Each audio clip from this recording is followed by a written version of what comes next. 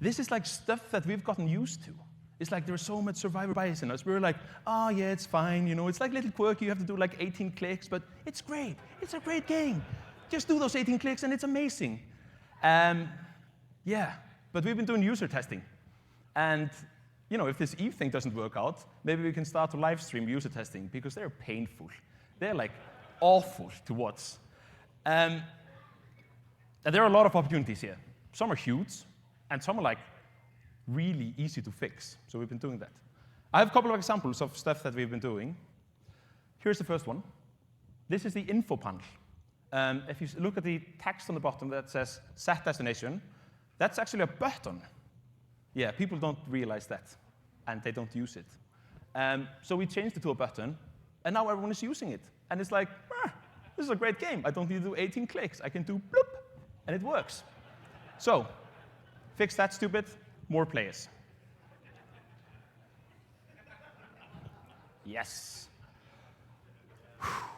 Guys, you know, there used to be a time where there were no tooltips in Eve. And there used to be a time where there was no fitting simulation in Eve. And there was even a time where there was no multi-fit or multi-buy. I mean, how did you guys do it? And now,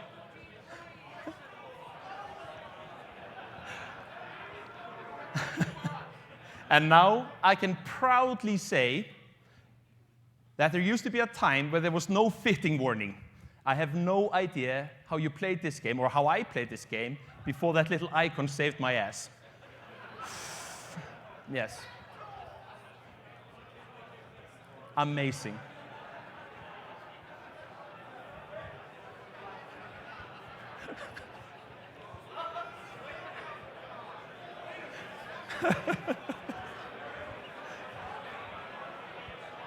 You guys are amazing. Like, I've never had this much chatter about anything. This is like an explanation mark, guys. Come on. On top of that, we've also added community fitting. And in November, we will actually be dropping way more fits into our community fittings. Because what's better for new players than getting tried and tested fits from the client, not from a Reddit page from 2014, because that fit is outdated. Yeah. So you guys, yeah, it's going to be amazing. Another project we're looking into, a little bit bigger one, is a rework on our wallet. We want to give you guys a better overview of where your income is coming from. And we want to simplify the flows. And we also want you to be able to see all your currencies in one place. I mean, who would have thought?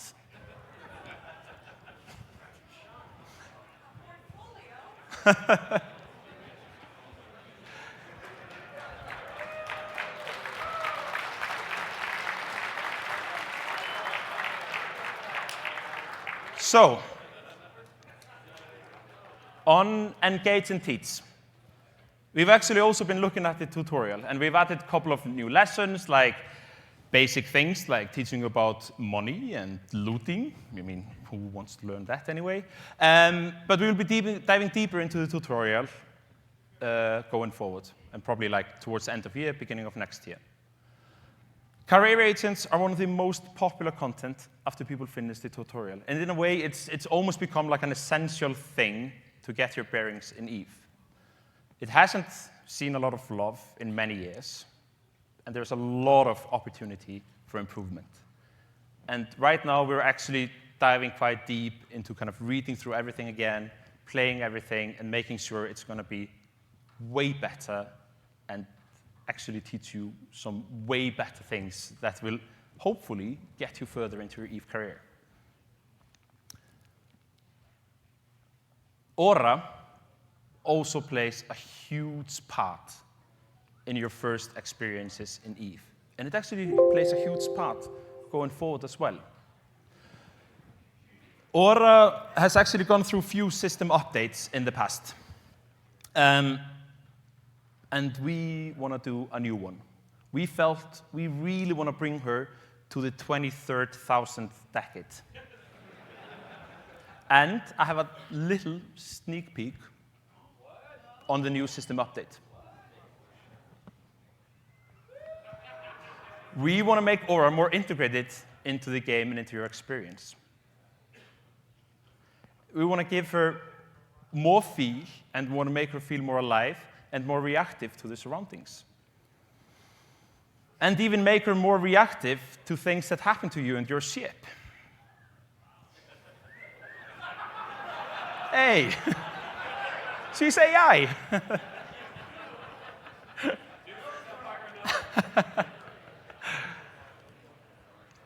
And we're also doing some R&D with Aura, having her talk to you. Here she's learning from CCP Lore, her vocal codes. This is early, but this is really promising, and this is really adding to the immersion of the game.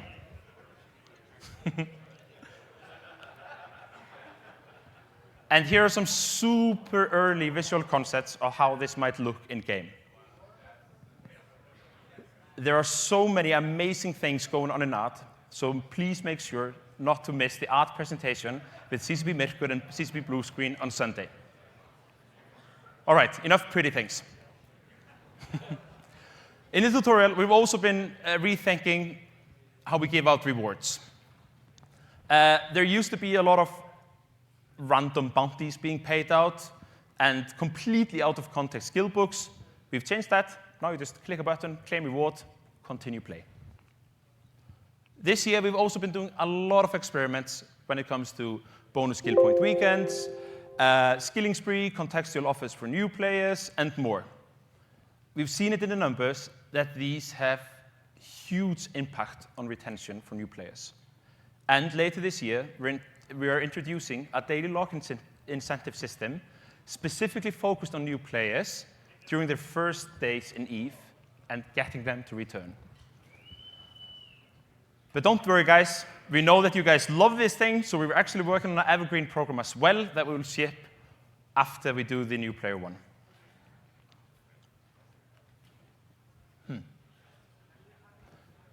This is the town of Akureyri, or like people in North say, Akureyri. Akureyri is the second biggest city, or a super town, or whatever you can call it, outside the greater Reykjavik area.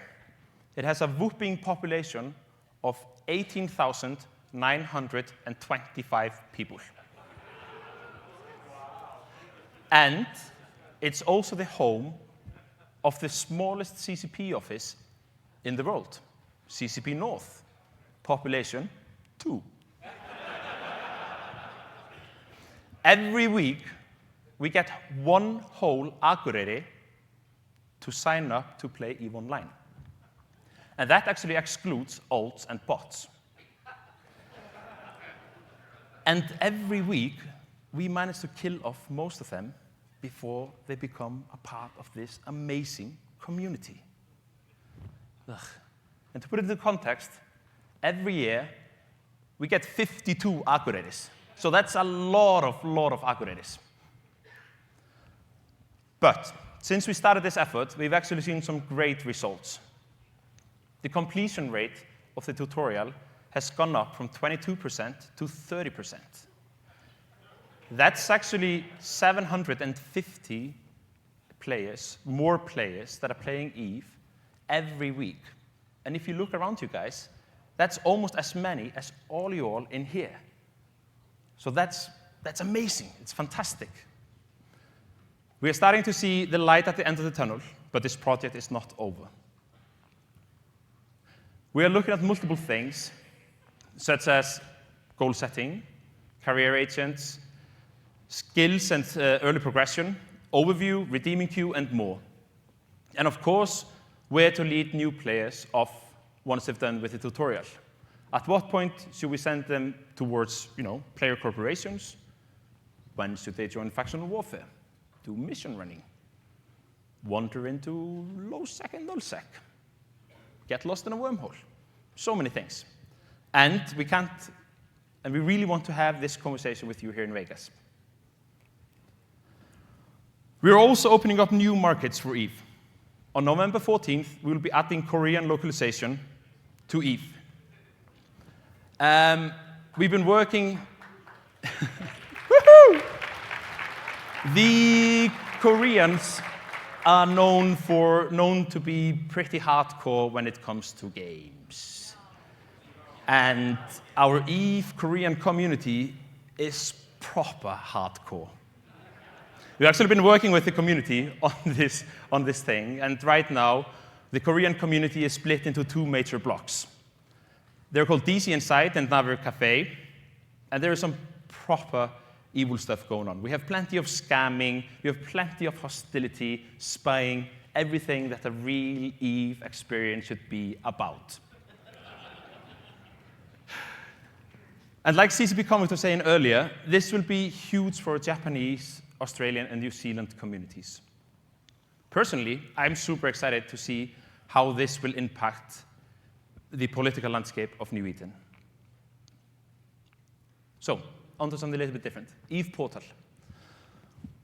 The original goal of EVE Portal was to give people an opportunity to interact with New Eden from away from the client.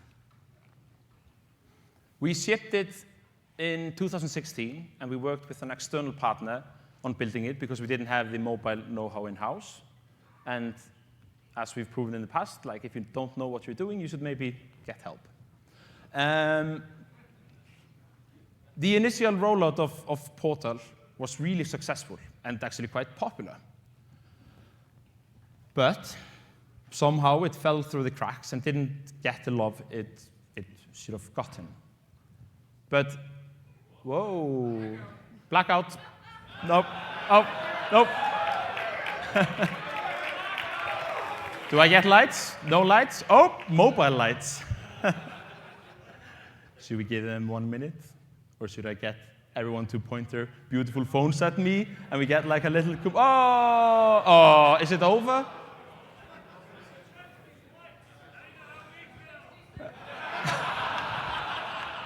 Anyone has a sino? No?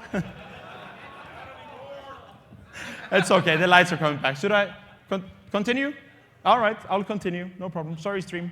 Yeah.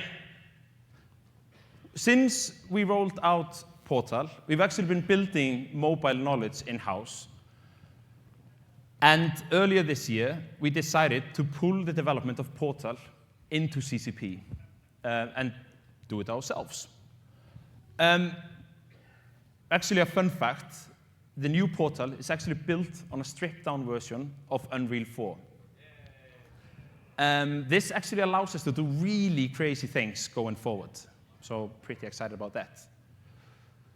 The first goal of Portal was to reach feature parity and then harden it.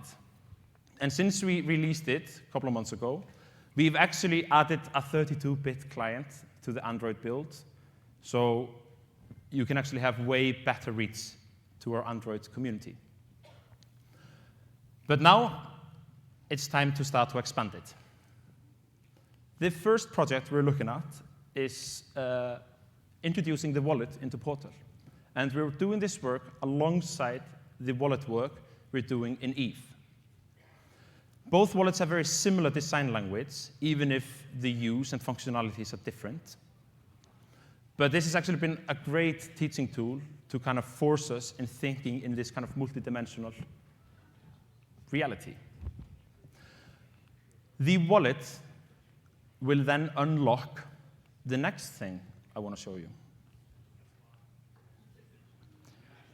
We are also working on allowing people to trade Plex in Jira from Portal.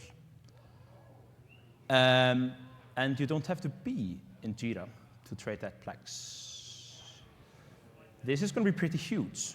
Well, Jira is kind of a pseudo global Plex market today, since you can inject Plex from afar into your wallet. But this is the first time we'll see a global market in EVE. Who knows what will follow? And yes, if you're wondering, we will add some convenience tags for all you market botters to feel pain. We're aiming to ship the wallet in early December and the Jira Plex market after that. This is just the start of EVE Portal, and we aim to deliver way more features to much healthier cadence than before. Thank you for that. While focusing on our new players, we've also been keeping a close eye on you all, the EVE core.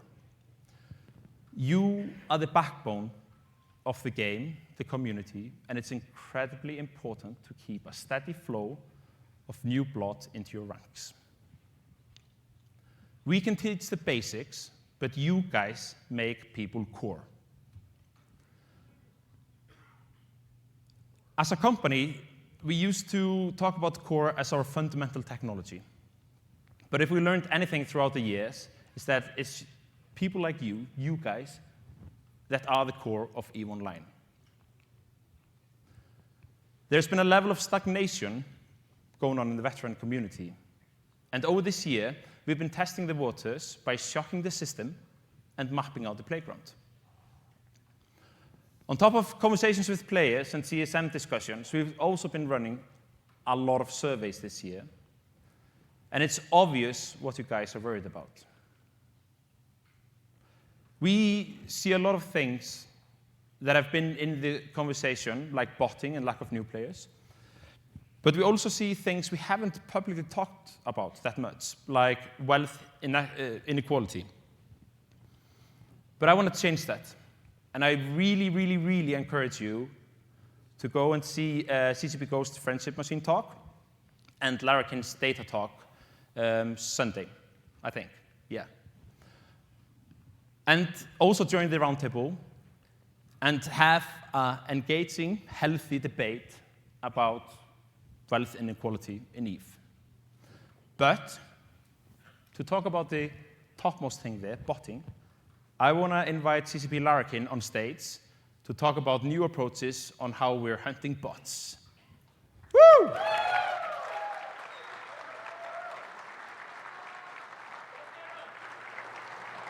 Hello, EVE Vegas.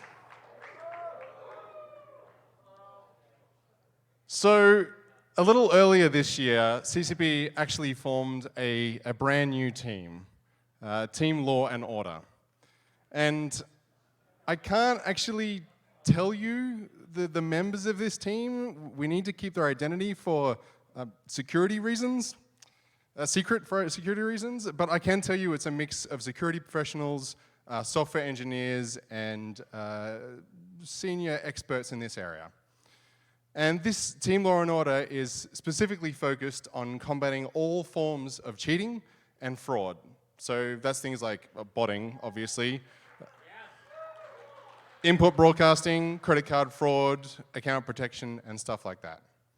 So this year, these guys have been really active. And in fact, they have banned quite a lot.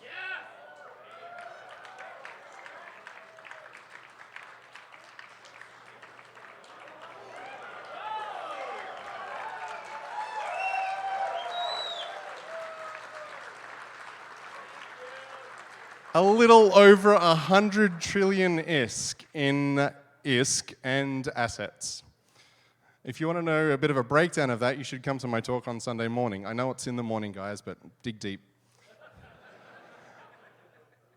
But what I want to talk to you guys about today is Sentinel. And Sentinel is a tool that we've been developing to combat in-game cheating.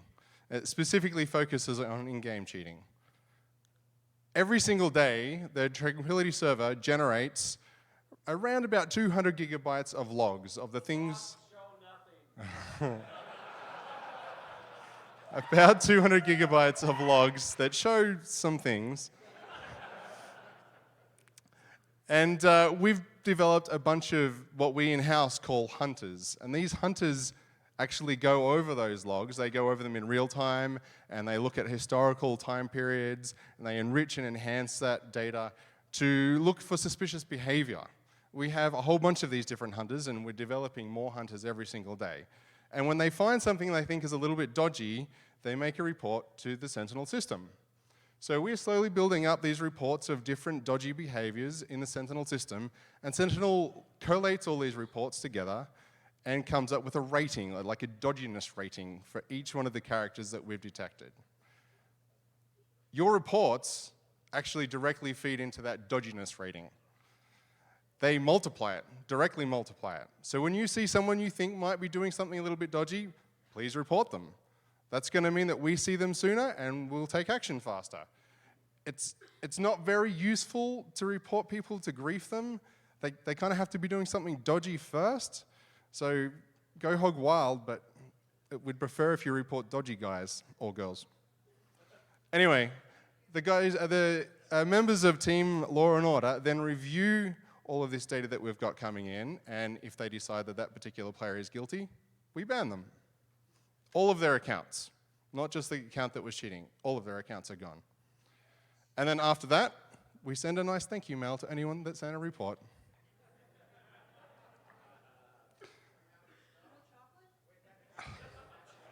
Maybe in the future. Finally, before I give it back to CCP Burger, I just want to give a special warning to anyone who is input broadcasting. You are cheating, and we are coming for you.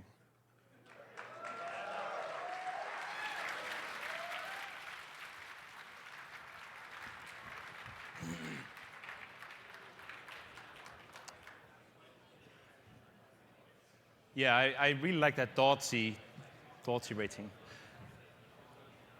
So, part of our into the early retention this year has been about moving from kind of a fixed mindset to a growth mindset when it comes to development. In the past, we've done a lot of the same. And if the same doesn't work, we do some more of the same. And to a point, this has also been true when it comes to the latter half of the game. And this is one of the reasons the game reached stagnation, which triggered the Chaos Era. The Chaos Era is extremely interesting to follow and study. EVE is an ever-moving train, there are no silver bullets, and it never stops.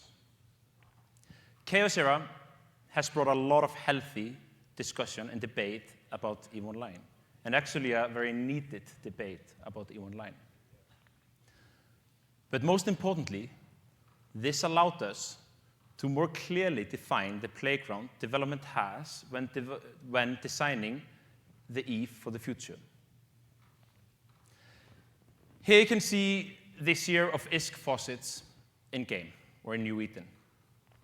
The blue is players, and the red is suspected cheaters. And you can see a pretty dramatic drop in red after the blackout. We also know and understand that this has come at a cost. We saw less activity or less players in nullsec, but interestingly, PvP figures did not change. Now we're taking these learnings and shaping how we continue to add challenges to you while maintaining excitement and opportunities for fun. We're also taking these learnings to reshape how we work and how we deliver content to you guys. In the past, our releases have been pretty sporadic. I mean, they've been on a cadence, but some releases have been big, others small. Some of the times, things don't really make sense that are coming out together, and I want to change that. EVE is a pretty deep and complex game, and usually we're working on multiple features, large and small, at the same time. This and last year, we've been equipping the dev team with more tools to work faster and more responsive, and now we want to attempt that with you, the EVE core. To help us with that, we've actually set up structure and delivery mechanism for to allow us to do more iterative work.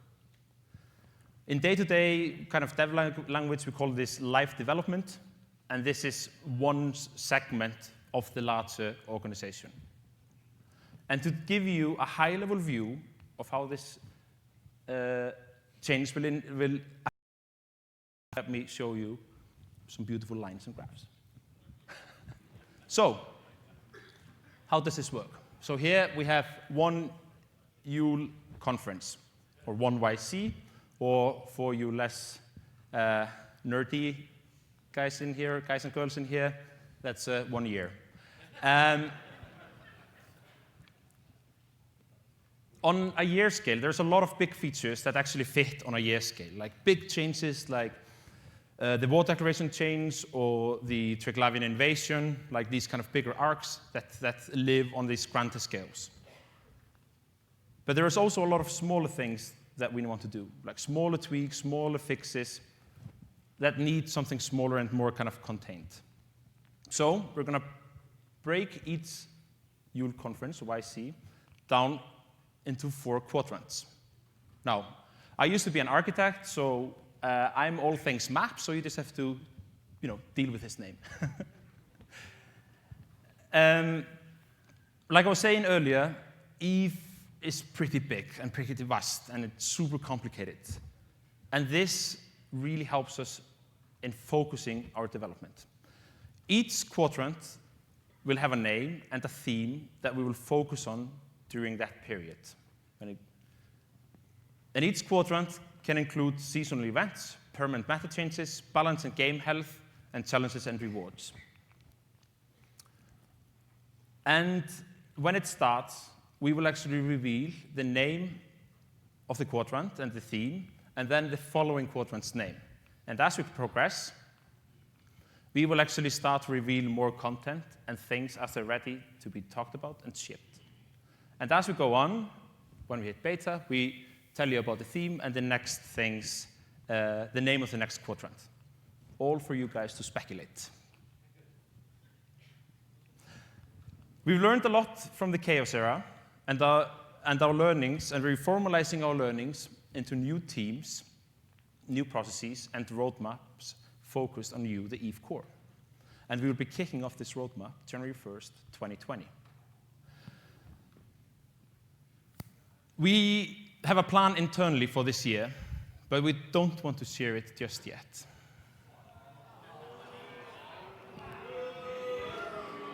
But our marketing didn't know that I put this slide in. But the first quadrant is going to be called Fight or Flight, and it's going to be all about explosive rewards, challenges, and changes.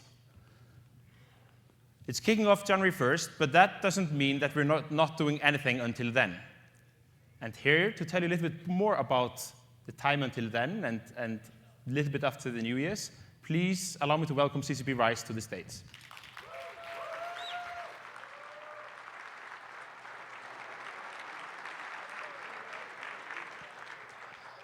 Howdy, everyone. All right, if you don't know me, I'm game design, and I want to kind of take where Burger was and talk specifically about plans for you guys coming from me and the design department. So they changed the clicker between rehearsal. So let's start by looking at the summer and how some of what we did there is turning into actions, and specifically talk about how we want to be able to be faster, more flexible, and braver with our changes. Starting with speed, over the summer we really needed to get a lot done quickly. The economy and botting issues both really needed fast response, but trying to make things happen fast was a big strain for our teams and processes. So we want to improve that and set up a structure that allows us to move fast for Chaos era style changes or information we get. Along with shortening the time it takes to get from decision to implementation, we also learned there's huge value in being able to shift focus really fast. Usually, our teams are set up in a track for several months at a time, focusing on one topic, which is important because it allows us to do deep work and research in whatever that area is. But lately, because we've invested so much in data gathering and analytics, we're starting to see insights at a much faster pace. For instance, this summer, we had information from our economic council, our botting task force and security team, and a lot of information through the world tour, talking to you guys and talking to the CSM. And so we wanted to be able to shift from topic to topic more easily without derailing teams that already had big projects in motion. And then probably most importantly of all, we learned that we gained so much by being braver and taking bigger risks. Most of the stuff that happened this summer wouldn't have happened like this before. Everything from the Sino change to blackout to the drifter attacks. They've all given us invaluable information to move forward with, even though they were kind of nuts. And kind of on top of all the things we gained internally from doing them, we saw huge hunger and excitement for radical changes from you guys. So we want to lean into that and do it more going forward. So part of the way that we're wrapping all this together and acting on it is Team Talos, which is... I like the ship a lot too. And we're boiling our mission down to something really simple. We want to challenge the core, and we want to make sure you guys have something to look forward to. And to break those down a little bit on their own, challenging the core is awesome because it means this isn't just a balance team. We have an explicit objective to provide shakeups and new problems to solve across the whole game. And that means everything's on the table. We can do ship balance, but we can also do changes for structures, for wormholes, for faction warfare, for intel, PvE, capital meta, whatever it is that we see an opportunity in to make good changes for you guys. The second part, to make sure you have something to look forward to, we're approaching a bit differently than we have in the past, and Berger talked about that a bit just now too. Rather than a multi-month roadmap with lengthy dev blogs going into details way in advance, we want to establish a really fast cadence of releases so that you guys know stuff is coming even when you don't know exactly what it is. And for an example of why we would do this rather than the old way, you can look at Shield Slaves.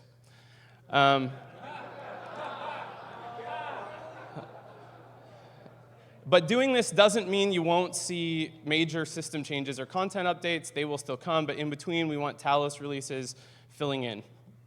And we don't know what that perfect cadence is, but we're going to be shooting for every 2 weeks until the end of this year, and then we're going to check in and see how that feels for you guys and feels for us and make adjustments.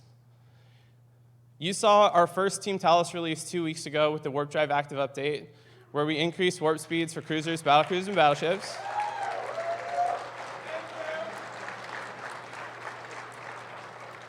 This is step one on the way back to Drake meta. We're going to do it. Yeah. So that was the first one. That was 2 weeks ago. Next up, just a few days from now on October 29th, we have the Howling Interceptor update, which you might have seen us tease a little bit before now. But this is going to be our first step at reinvigorating the wolf packs of old by giving the Claw, Crusader, Raptor, and Tyrannus an additional 5% damage per level, making some adjustments to fitting, so they should be easier to fit, and that'll make them into more like fast glass cannons, and then we can see where they end up after that. On top of the interceptor changes in the same update on October 29th, we'll also be slowing down all assault frigates by about 10%. We went a bit crazy with them a year back when we did the rework, and the Ramjag especially is super annoying, so it's going to lose a little bit of fitting as well, so you can't fit as much tank.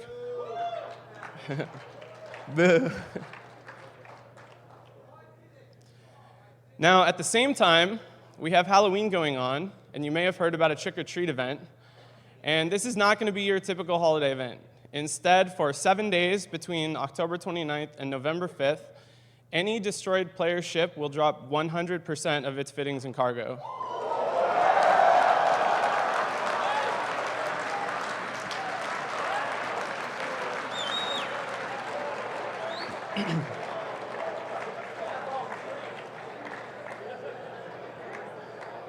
Now,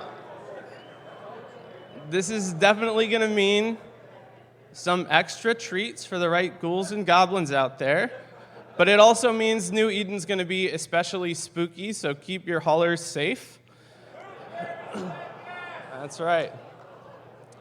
Oh, and one note on this, it also applies to structures if they would have dropped loot anyway. So you folks in wormholes, if you take something down, you might come home with a particularly good haul.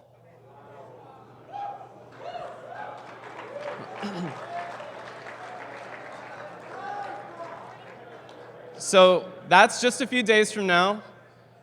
2 weeks after that, in the middle of November, we have an update with the funniest name that's ever been made. Beat around the bush.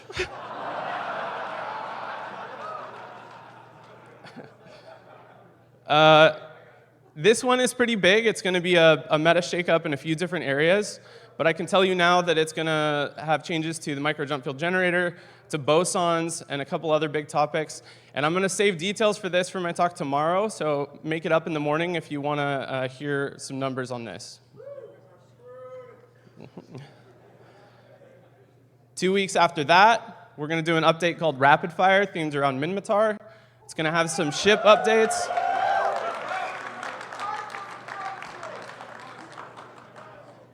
This one we're going to keep super vague for now, but I can tell you it's got a few ship changes, and one particular weapon system is going to improve a little bit.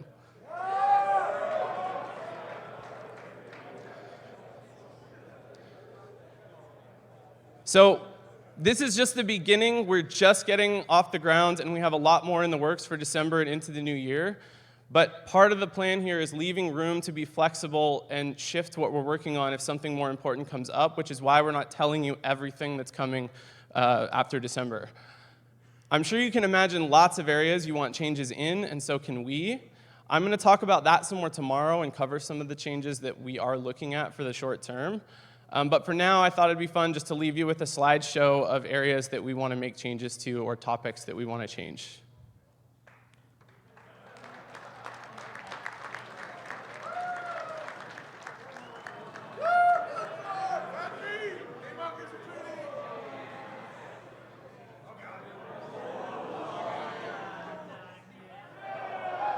Permadeath, maybe?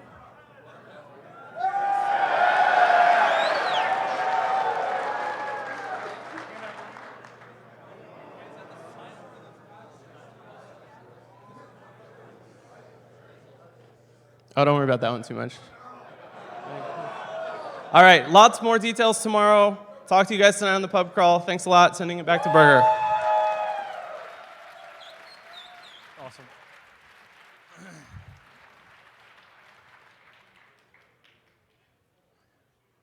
Yeah, pretty crazy. It's going to be a fantastic talk. Make sure to not miss Larkin's talk tomorrow morning. No, Rice's talk tomorrow morning, sorry. Oh, I know it's going to be hard after the pub crawl, but, you know, yes, we can. Also, CCP Wonderboy and CCP Paradox will be talking. They will have the E-Variety Hour following CCP Rice talk. So don't miss that.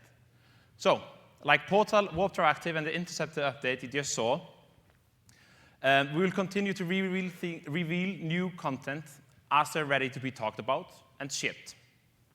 We'll also be focusing more on limited time events and changes, such as the upcoming Halloween event. They're actually a great way to test out theories we've been debating for years. We will push further, giving deeper meaning to things that we're delivering to you to ensure the biggest impact. Because we want to make the whole become larger than the sum of its parts. Now that we have the core roadmap, our greater plan will still continue to include things like improving current features, adding new features, extending our content, engine optimization, and R&D projects. One of those things we've been working on this year is the 64-bit client. This has given us some boost to client performance, which is fantastic. And thanks to all you all, we've actually managed to go through this process way quicker than we planned. Today, we have around 95% of all EVE sessions run in a 64-bit client. And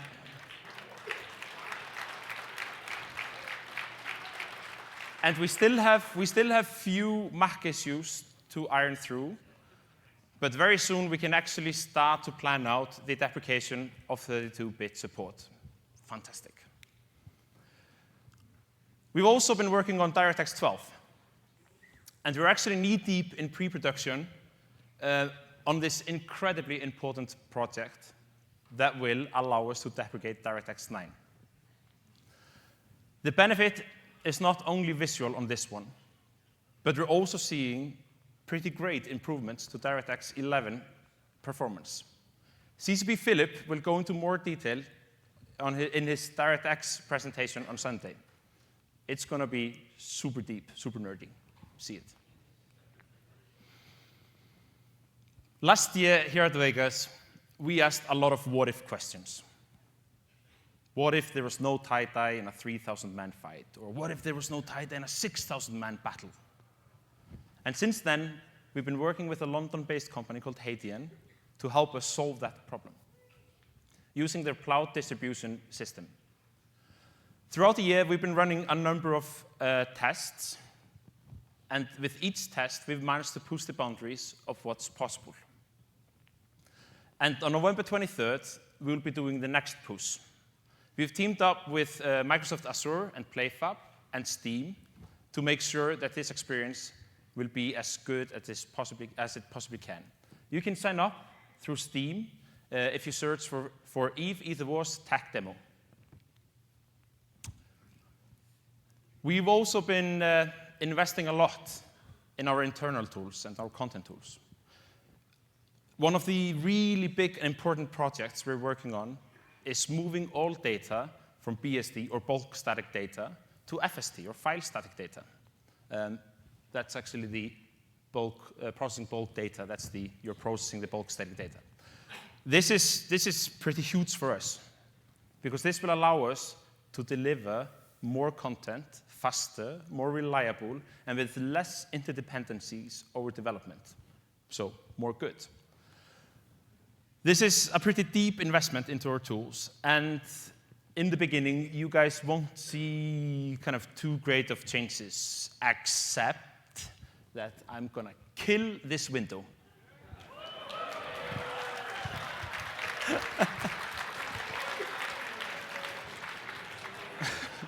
We're gonna go way deeper into Eve Tech in a super nerdy talk on Sunday called Putting Internet into Internet Spaceships by CCP Tuxford and CCP Chimichanga. Make sure not to miss that. And actually, on the topic of shoutouts, I want to make a very, very, very, very, very special shoutout. Not to Max Singularity. You get plenty of shoutouts. I want to make a shoutout to the other guy, Michel Mayer. Yeah. Michel, you guys might know him as the face of Project Discovery Exoplanets. But earlier this year, actually just a couple of months ago, he actually got the Nobel Prize in Physics for his exoplanet work, which is amazing.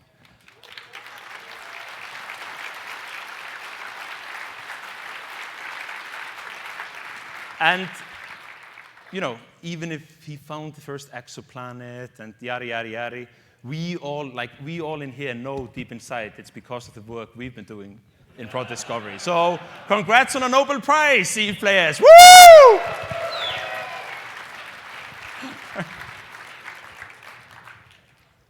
So, there is a feature that has been requested more than any other feature ever. It's been requested via multiple creative ways, such as vodka. I guess you guys know us quite well. And postcards. A lot of postcards. A lot of postcards. And apparently it has something to do with Vegas last year. We even got like postcards from Iceland. No one in Iceland sends postcards. What's going on, guys? We believe in you. We actually thought Alliance Bookmarks was a fantastic idea, a great idea, but we decided to make it one step better. Bookmarks are now free to be exchanged and controlled via access control lists, or ACLs. And my personal favorite, you will be able to put expiry on bookmarks. So all you wormholers, I want to hear proper shouting. Wormholers, come on!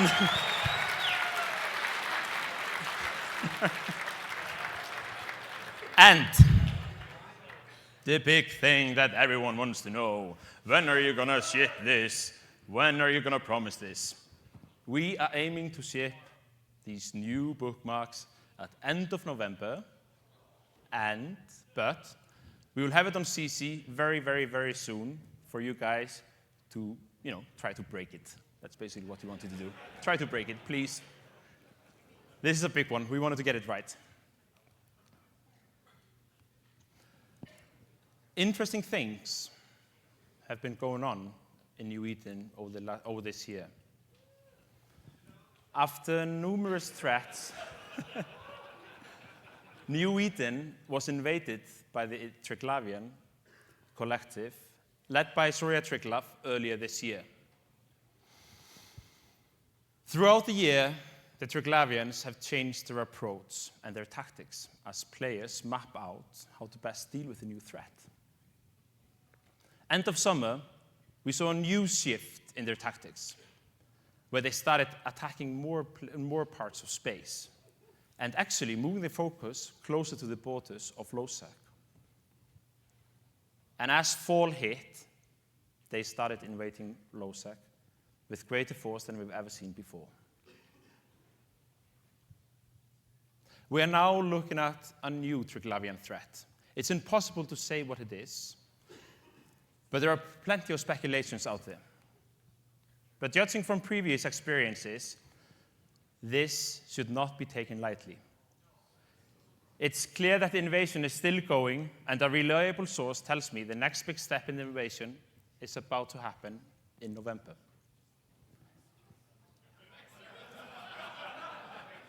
The Triglavians have been hard at work building a new war machine that you will have to face. Sinatra, a Triglavian Dreadnought.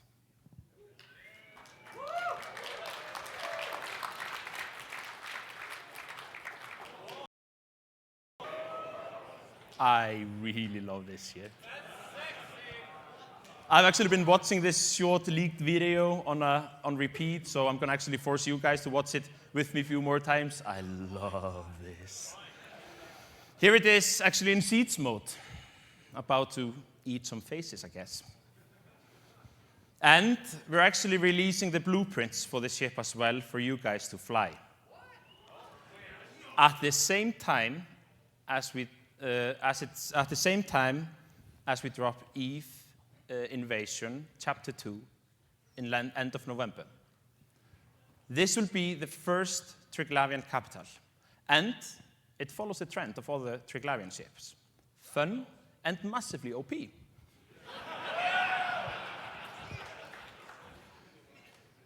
Oh, so nice. Let's see Sinatra dance.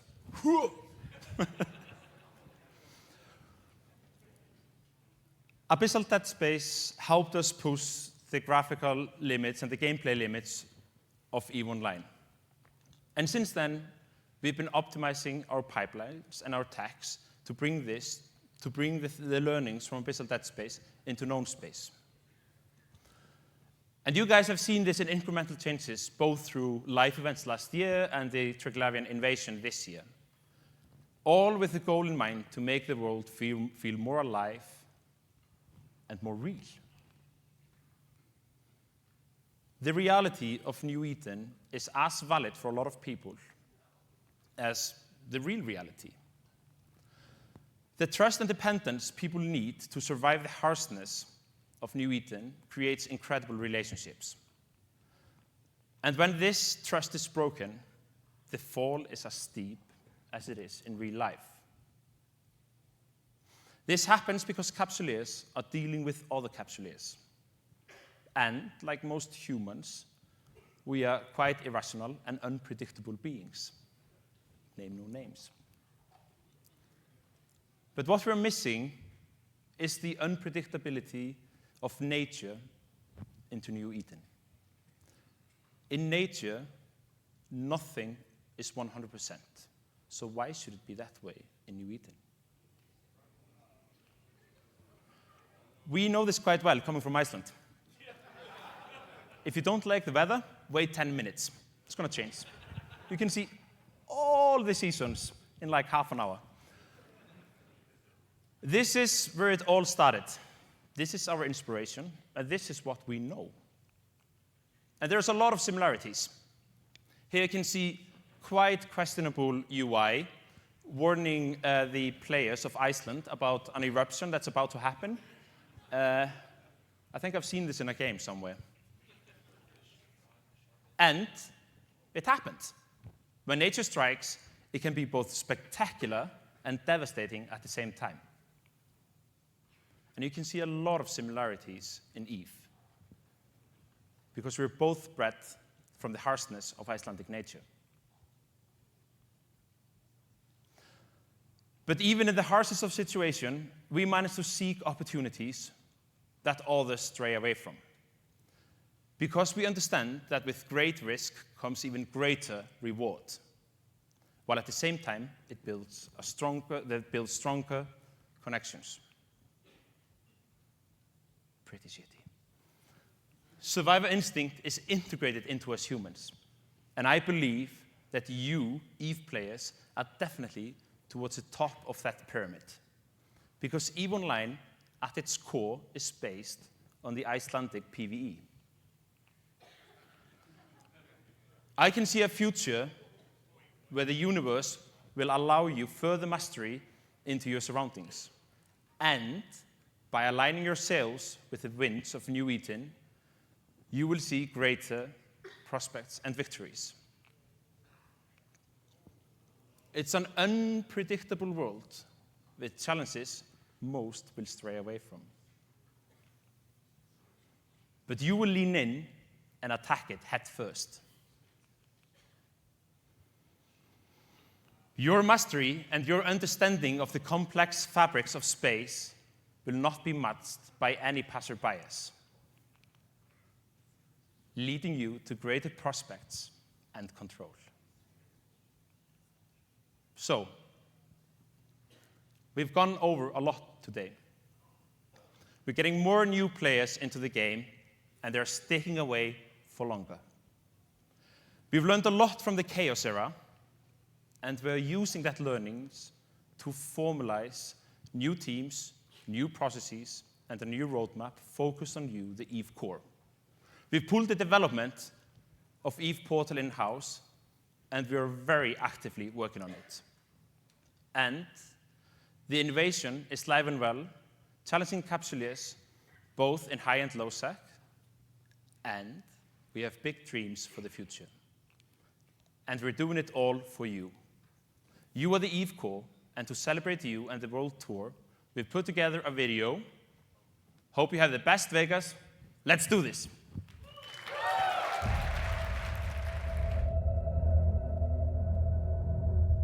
When I said we could be alone in the universe, I was looking right into the faces of about 300 of my fellow players in EVE Online. And they knew instantly what I was trying to say. I've met a lot of people from all across the world. Flying with the same guys for almost 10 years. It's such an amazing bunch of people. That's my favorite part of the game. Basically the crew, all the good lads.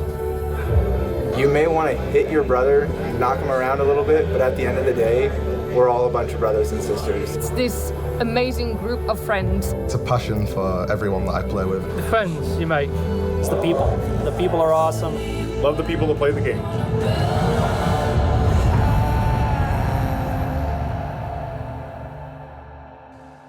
And of course some PvP fights. Burn them, guys. Burn them, burn them, burn them. You should be shield tank. He's gonna go down real quick here. Almost on a Dominic, right away.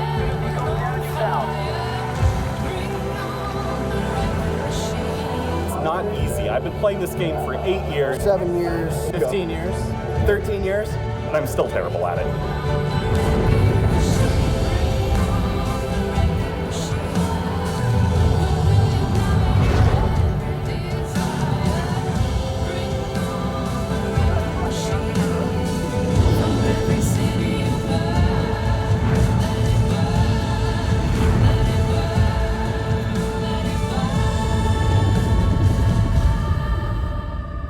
No, we're not alone. It's the best community in the gaming world. For every city you burn, I'm gonna build one high.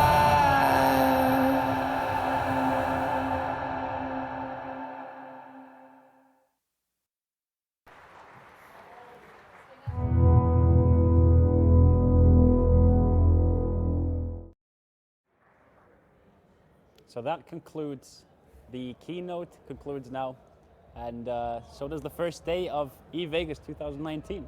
Yeah, pretty much wrapped. A lot of good information there, a lot of good crowd reaction, and we're about to have a lot of crowd back behind us here, which will make it very difficult for me to hear Björn as he talks about some of the stuff that he loved seeing and what he's looking forward to at Vegas 2019. Björn, hit it. Well, I was very intrigued by the anti-cheat program and the input broadcasting thing that was talked about. That's something I've never even heard about being, discussed in EVE. Like, EVE is not a game where you often heard about cheating in any kind of way. You hear about botting, but that's not the same as cheating as you would in other games, like having aimbot in like a shooter game or something like that. So that's kind of intriguing that they're tackling input broadcasting. I don't know if I'm fighting input broadcasters or running into them, but it is. We kind of always just delegate it to someone who's being botting, like if they all warp at the same time. Maybe what do we know, right? It's interesting to hear about the amount of assets seized from people who have, been cheating, as they call it. Yep. 100 trillion ISK is it's a boatload of ISK.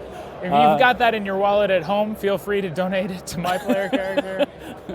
I can give you that information at a personal exchange. It's a bit of money. It's a bit of money. It shows you how big that problem is, and it's good that you're doing something to deal with it. Yeah.